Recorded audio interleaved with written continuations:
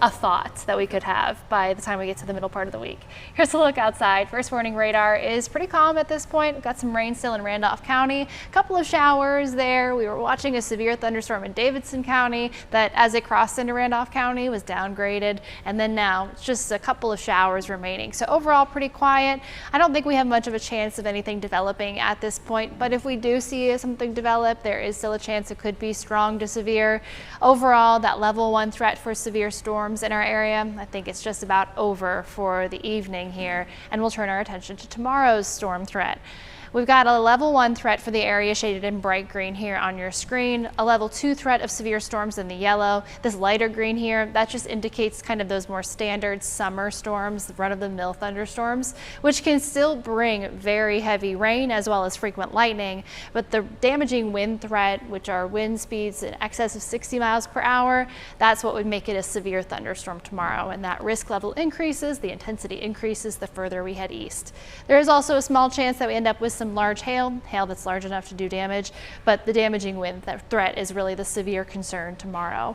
As we head through the next hour or so, you can see we'll dry out for the rest of our area and the clouds will clear as well. Into the overnight hours, we could end up with some rumbles of thunder, some showers and storms possible as we look towards the mountains especially, and then a couple of rumbles of thunder and scattered showers possible elsewhere. Overall though, it shouldn't have a huge impact. We're not expecting a lot of intensity there, and we could end up with some heavy downpours, but there won't be a lot of people on the roads and most will be asleep during that time frame. As we wake up on Tuesday morning, we end up with some of those scattered showers and storms in the area from about 10 a.m. to 2 p.m. That risk of thunderstorms in the mountains, and then as those storms head east, you can see how much they intensify. So we're looking at heavy downpours, of course, which you can see right on that rainfall intensity legend, getting into the moderate to heavy rain, yellows, oranges, and reds, and even some purples on your screen here, especially as it gets into the eastern portion of our forecast area, including Randolph County, Alamance County, Caswell County, as well as parts of Guilford County. So that'll be the concern, and you'll notice the timing here too. 4 p.m. we're talking afternoon commute time, heavy downpours, ponding on roads possible. Tomorrow will be different than today in that today we had a couple of scattered showers and storms, some of which became severe in the region. Tomorrow, I'm thinking most, if not all of us, will see rain during this time frame throughout the afternoon and into the evening.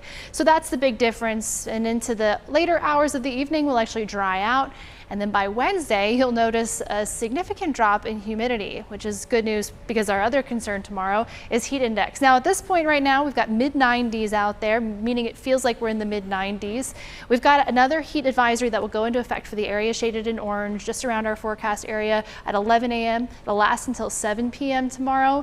We're talking about heat index values that get into the triple digits in our area, so that'll be the concern there. And remember, of course, heat index, the temperature your body thinks it is outside.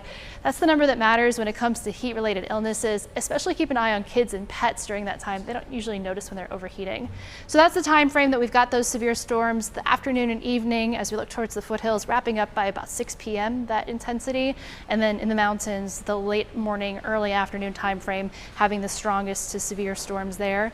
As we look towards our 7-day forecast, impact day on Tuesday, drop in humidity on Wednesday, another noticeable drop in humidity on Friday. We're still hot, but at least we're a little bit more bearable as we head into the weekend because of that drop in humidity.